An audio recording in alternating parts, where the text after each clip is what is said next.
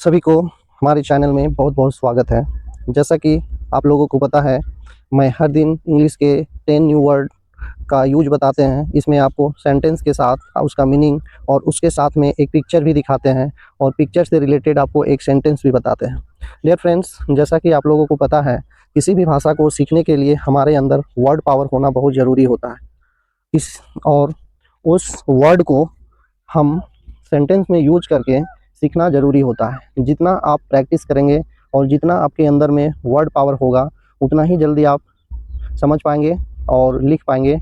और अगर इसके लिए एक और चीज़ मैं आपको बताता हूँ कि अगर आपको इंग्लिश को सीखना है तो आपको 2 चीज़ करना है। वो क्या है? आपको फर्स्ट में लाउड रीडिंग करना है, मतलब साइलेंट रीडिंग नहीं करना है, बोल बोल के पढ़ना है। और अगर कोई न्यू वर्ड मिलता है तो उसे जंप नहीं करना है, उसे आपको कोई नोटबुक में या कहीं भी अपने उसको लिखो और उसके बाद उसका मीनिंग जानो, फिर उसका सेंटेंस में यूज करना सीखो, फिर आगे बढ़ो।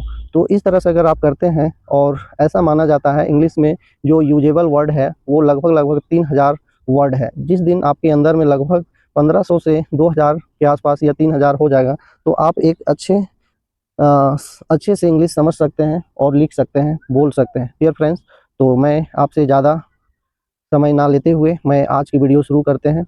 तो ये वीडियो नंबर आपका 30 है। मैं इसी के लिए, वर्ड पावर बिल्डिंग के लिए, मैं यह एक सीरीज़ चला रहा हूँ। अगर आप हमारे चैनल में न्यू हो तो हमारे इस चैनल को सब्सक्राइब करें और हमारे प्लेलिस्ट में जा कर के आप और भी वर्ड का मीनिंग जान सकते हैं। और मैं ऐसा वर्ड का चुनाव किया हूँ, सिलेक्शन किया हूँ कि जो हमारे डे टू डे लाइफ में बहुत ज़्यादा बोले जाते हैं और यूजेबल वर्ड है, वो वर्ड को मैं शामिल किया हूँ। डियर फ्रेंड्स, तो आप यहाँ पे पहला वर्ड देख पा रहे हैं और वो पहला वर्ड आपके सामने है, वो है आपका अनग्रेटफुल, है ना। अनग्रेटफुल का मतलब क्या है? अप्रिय। अप्रिय मतलब जो प्रिय नहीं हो, जो अच्छा नहीं लगता हो, वो अनग्रेटफुल आप बोल सकते हैं। इससे रिलेटेड हम यहाँ पे देखेंगे एक पिक्चर, आप देख लीजिए। यहाँ पे पिक्चर जैसा कि आप देख पा रहे हैं पिक्चर, और अब इस पिक्चर से रिलेटेड हम आपको एक सेंटेंस बताएंगे और वो सेंटेंस अब आपके सामने है। वो सेंटेंस आप देखिए, उसका सेंटेंस है, उसका व्यवहार अप्रिय है, मतलब उसका व्यवहार अच्छा नहीं है, पसंद करने लायक नहीं है, तो उसको आप अनग्रेटफुल आप बोल सकते हो। डियर फ्रेंड्स, तो यहाँ पे है हर बिहेवियर इज़ अनग्रेटफुल, है ना। हर बिहेवियर इज़ अनग्रेटफुल। तो डियर फ्रेंड्स, तो बिहेवियर का मतलब हुआ व्यवहार, इज मतलब है, अनग्रेटफुल का मतलब हुआ अप्रिय, हर मतलब उसका। डियर फ्रेंड्स, तो यहाँ पे अगर टेंस की बात करें तो टेंस आपका कौन सा होगा? ये प्रेजेंट टेंस होगा। अब क्यों प्रेजेंट टेंस होगा? केवल हम बोलेंगे यहाँ प्रेजेंट टेंस है क्योंकि इसके बाद मेन वर्ब नहीं है, है ना। ये आपका एडजेक्टिव यूज हुआ है, और जैसा कि आपको पता है कि हेल्पिंग वर्ब के बाद 3 चीज़ आता है, एडजेक्टिव आता है, नाउन आता है और मेन वर्ब आता है। तो अगर मेन वर्ब आता है तभी आप उसको टेंस में कैटेगराइज कर सकते हैं। अदरवाइज आपको जो 3 मेन टेंस होता है उसमें आपको बताना पड़ेगा, जैसे कि simple present tense, present continuous tense, ठीक ना। तो इस तरह जो टेंस है उसमें कैटेगराइज नहीं कर पाएंगे अगर हेल्पिंग वर्ब के बाद केवल नाउन है तो। नाउन या एडजेक्टिव है तो केवल आपको present tense, past tense and future tense में कैटेगराइज करना पड़ेगा। तो डियर फ्रेंड्स, ये आपका प्रेजेंट टेंस में है। अब नेक्स्ट वर्ड में जाते हैं और देखते हैं कि अगला वर्ड कौन सा है।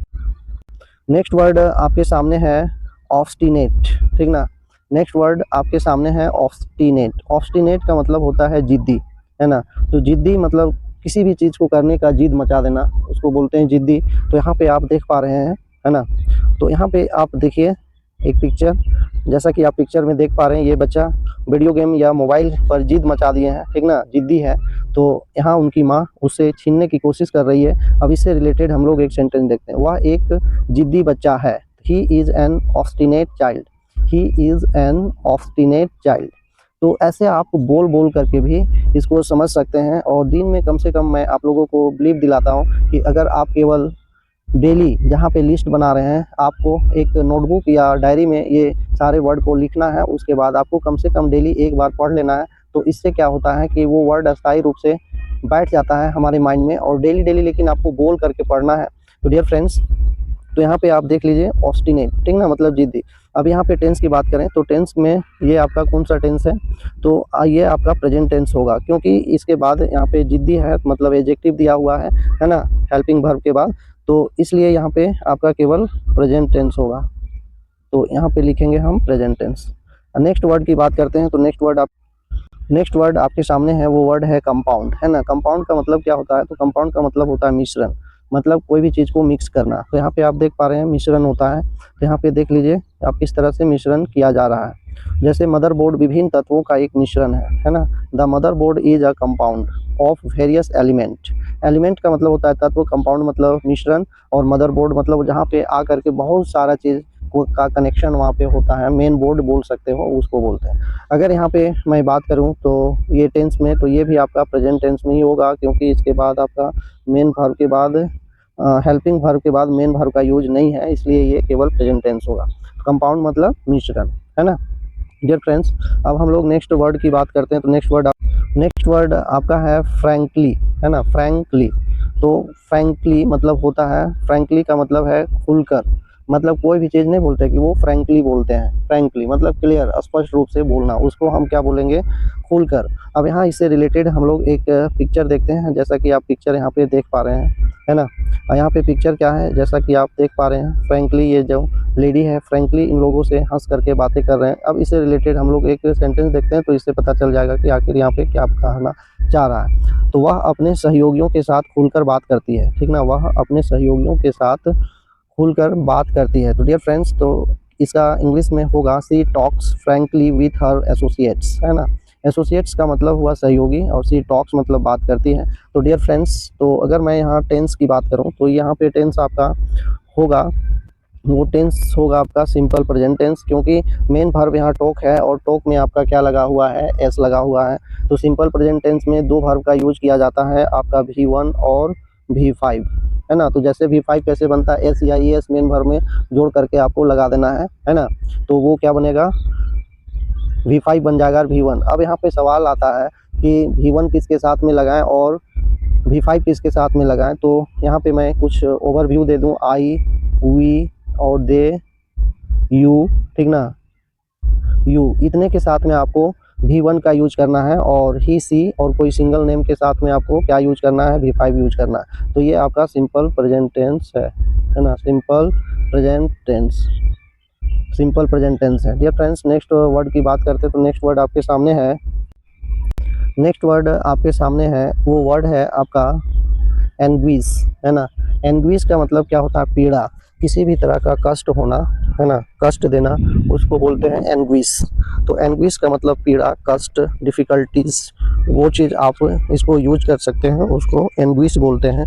तो डियर फ्रेंड्स, अब इससे रिलेटेड हम लोग एक यहाँ पे पिक्चर देखते हैं, और इस पिक्चर में आप देख पा रहे हैं, जैसा कि यहाँ पे है आपका, यहाँ पे देखिए, इसको कुछ दर्द पीड़ा हो रहे हैं, है ना, कुछ डिफ़िकल्टीज में पड़े हुए हैं। तो यहाँ पे ये कष्ट में है, एंग्विश है इनके अंदर में। अब इससे रिलेटेड हम लोग एक पिक्चर देखते हैं, और इसी से पता चल जाएगा आपको क्या है। पीड़ा उसे तनाव दे रही है, ठीक ना, मतलब उसको एक टेंशन हो रहा है, वो पीड़ा हो रही है उसके शरीर में, तो पीड़ा उसे तनाव दे रही है। Anguish is stressing him out, है ना। तो यहाँ पे अगर मैं बातें करूँ, तो यहाँ पे अगर टेंस की बात करूँ, एंग्विश मतलब पीड़ा हो गया, लेकिन मैं टेंस की बात करता हूँ, तो टेंस में आपका कौन सा टेंस होगा, तो ये आपका सिंपल प्रेजेंट कॉन्टिन्यूअस टेंस होगा, क्योंकि हेल्पिंग वर्ब के बाद यहाँ पे बिफोर का यूज हुआ है ना। और जिसमें बिफोर यूज होता है वो प्रेजेंट इज एम आर, है ना। ये चीज़ आपको समझना है डियर फ्रेंड्स, कि जहाँ भी इज एम आर का यूज होता है, उसके बाद अगर बिफोर यूज करते हैं, तो वो आपका प्रेजेंट कॉन्टिन्यूअस टेंस का सेंटेंस होता है। तो मैं थोड़ा सा मैं इस टेंस का ओवरव्यू दे दूं। तो जैसे आपको एम सब्जेक्ट के साथ में, इसमें तीन चीज़ यूज होता है प्रेजेंट कॉन्टिन्यूअस टेंस में, वो है आपका एम, पहला है आपका एम, फिर इज एंड आर। इसके बाद आपको बिफोर का यूज करना है। अगर आप बिफोर यूज करते हैं इसके बाद, तो बिफोर में क्या होता है, तो बिफोर ये आपका प्रेजेंट कॉन्टिन्यूअस टेंस का स्ट्रक्चर होता है ना। इसको अगर हम यहाँ एस कर दें, तो S plus helping verb plus before, ये आपका स्ट्रक्चर बन गया। अब यहाँ सवाल आता है कि एम कौन से सब्जेक्ट के साथ में यूज करूँ, इज किसके साथ में यूज करूँ, आर किसके साथ यूज करूँ। तो अभी मैं बताया कि V1 जैसे सिंपल प्रेजेंट टेंस का मैं अभी बताया कि आई, वी, दे, यू और दे के साथ में हम V1 का यूज करते हैं, है ना। तो V1 जिसके साथ यूज किए हैं उसके साथ में आप R का यूज करेंगे, और ही सी कोई सिंगल नेम के साथ में आप इज का यूज करेंगे, और M केवल I के साथ में यूज करेंगे, और इसके बाद आप हेल्पिंग वर्ब लगाएंगे। तो डियर फ्रेंड्स, तो ये आपका प्रेजेंट कॉन्टिन्यूअस टेंस का सेंटेंस है। और मेन हमको वर्ड पावर बढ़ाना है, तो वर्ड पावर में एंग्विश का मतलब हुआ पीड़ा, है ना। डियर फ्रेंड्स, तो अब हम आगे की सेंटेंस देखते हैं क्या है। नेक्स्ट वर्ड है आपके सामने, वो वर्ड है आपका हिल टॉप्स, ठीक ना। हिल टॉप्स मतलब पहाड़ की चोटियाँ। हिल टॉप्स का मतलब क्या हुआ, पहाड़ की टोपियाँ, ठीक ना। चोटियाँ को हम क्या बोलते हैं, हिल टॉप। अब हिल टॉप बोलते हैं उसको, तो पहाड़ की चोटियाँ। डियर फ्रेंड्स, यहाँ पे एक कॉल आ रही है, थोड़ा माफ़ कीजिएगा अगर आपको कोई दुविधा हो, कोई अगर आपको दिक्कत लगे तो प्लीज गेट्स सॉरी, ठीक ना। ओके, नाउ यहाँ पे अगर हम शुरू करें तो पहाड़ की चोटियाँ, है ना। तो यहाँ पे देख लीजिए इसका पिक्चर आप हिल टॉप्स का। तो यहाँ पे जैसा कि चोटी दिखाया गया है पिक्चर में, आप देख पा रहे हैं। और इससे रिलेटेड हम लोग एक सेंटेंस देखते हैं, और सेंटेंस में क्या है वो आप देख पाएंगे यहाँ पे। वो है पहाड़ की चोटियाँ बर्फ से ढकी हुई है, ठीक ना। ऊपर में जो पहाड़ की चोटी है ऊपर से ढकी हुई है। Hill tops are covered with snow, है ना। Hill tops are covered with snow. तो यहाँ पे ढकी हुई है, तो यहाँ एडजेक्टिव के रूप में यूज हुआ है।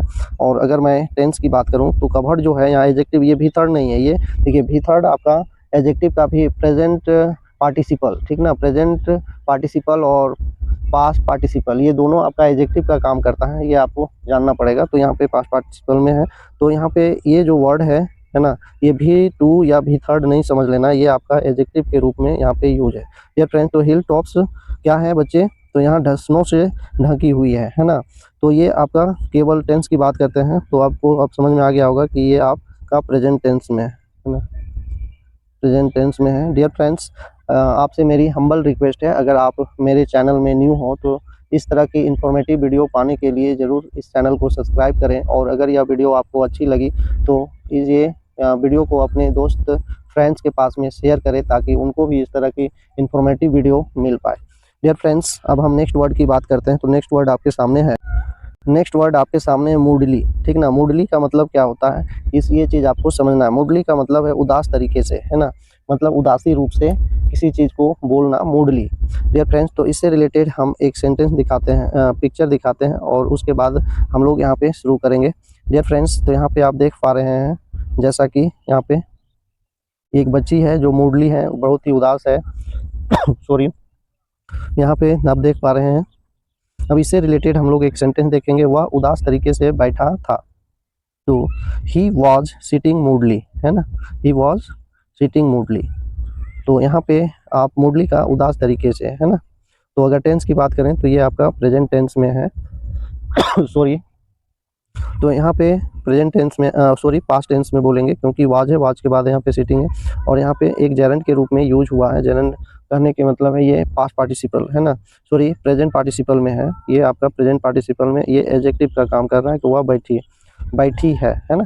तो ये आपका पास्ट टेंस का सेंटेंस हुआ। डियर फ्रेंड्स, अब नेक्स्ट वर्ड की बात करते हैं। आपके सामने नेक्स्ट वर्ड है, वो आपके सामने है, नेक्स्ट वर्ड आपके सामने है स्टेयर्ड, है ना।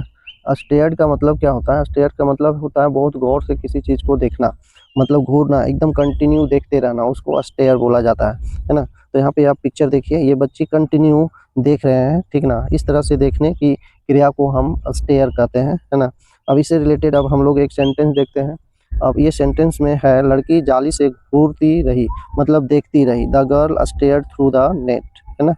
तो अब यहाँ पे स्टेयर्ड है, तो यहाँ टेंस की बात करते हैं। तो टेंस क्या है आपका, ये आपका स्टेयर्ड आपका V2 है ना।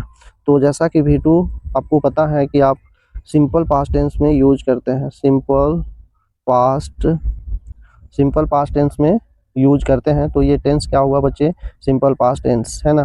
डियर फ्रेंड्स, तो स्टेयर का मतलब समझ में आ गया, मतलब टकटकी लगा करके देखना। डियर फ्रेंड्स, नेक्स्ट वर्ड की बात करते हैं। नेक्स्ट वर्ड आपके सामने है, नेक्स्ट वर्ड आपके सामने है, और वह वर्ड है आपका एपेटाइट, है ना।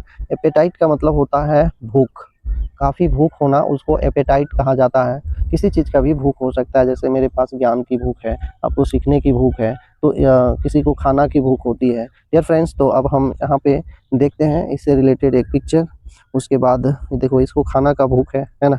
तो यहाँ पे फ्रूट का सैलड खा रहे हैं ये लेडी, अब यहाँ पे आप देख पा रहे हैं।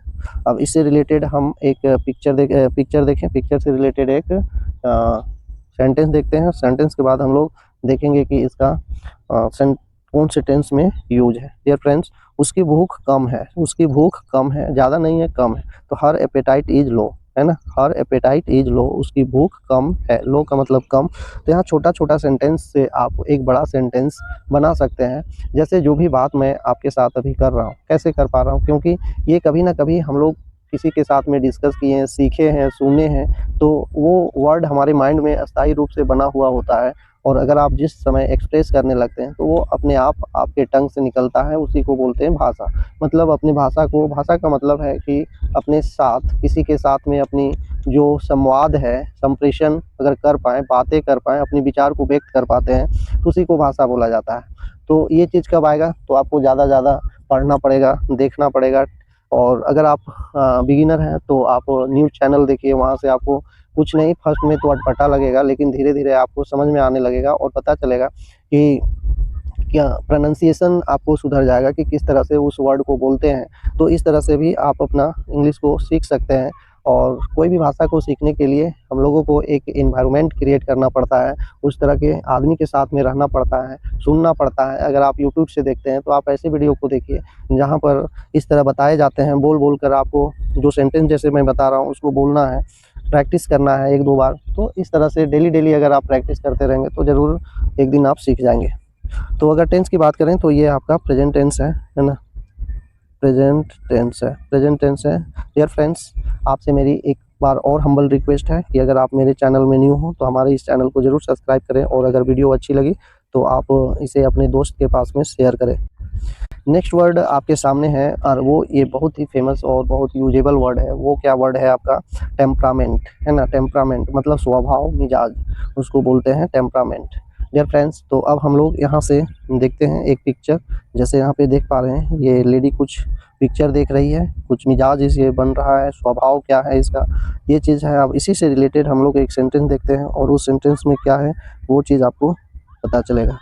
डियर फ्रेंड्स, तो यहाँ पे हम लोग सेंटेंस में आ चुके हैं कि उसका एक कलात्मक स्वभाव है। सी हैज़ एन आर्टिस्टिक टेम्परामेंट, है ना। स्वभाव है मतलब आर्टिस्टिक स्वभाव है ना, कलात्मक स्वभाव है। डियर फ्रेंड्स, अगर मैं यहाँ पे बातें करूँ तो टेंस की बात करूँ तो ये प्रेजेंट टेंस है, और यहाँ पे हैज़ के बाद यहाँ पे नाउन का यूज किया गया है, जैसा आप लोगों को पता है। तो डियर फ्रेंड्स, आपको पता है कि हैव, हैज़ मतलब कोई भी हेल्पिंग वर्ब के बाद में आप 3 चीज़ यूज कर सकते हैं। और ये आप गांठ बांध लीजिए कि कोई भी ग्रामर पढ़ाए उसके बाद उनको पूछना कि सर हेल्पिंग वर्ब के बाद में क्या क्या आता है, तो आपको जनरली वो बताएंगे कि नाउन आता है, वर्ब आता है और एडजेक्टिव आता है ना। तो यहाँ पे हैज़ है, अगर have, has, had, have, will have के बारे में नहीं जानते हैं तो आप हमारे प्लेलिस्ट में जाएं, और वहाँ पे मैं सेपरेट वीडियो बना के अपलोड कर चुका हूँ, और आप ज़्यादा जानकारी प्राप्त कर सकते हैं। डियर फ्रेंड्स, एक बार और आपसे हम्बल रिक्वेस्ट है कि अगर आप हमारे चैनल में न्यू हो तो इस चैनल को सब्सक्राइब करें, और अगर आपको यह वीडियो अच्छी लगी हो तो हमारे इस चैनल को सब्सक्राइब करें, और आपको अच्छी लगी हो यह वीडियो तो आप शेयर भी कर दें। Thank you for watching this video. अभी तक मेरे साथ जुड़ने के लिए बहुत बहुत धन्यवाद।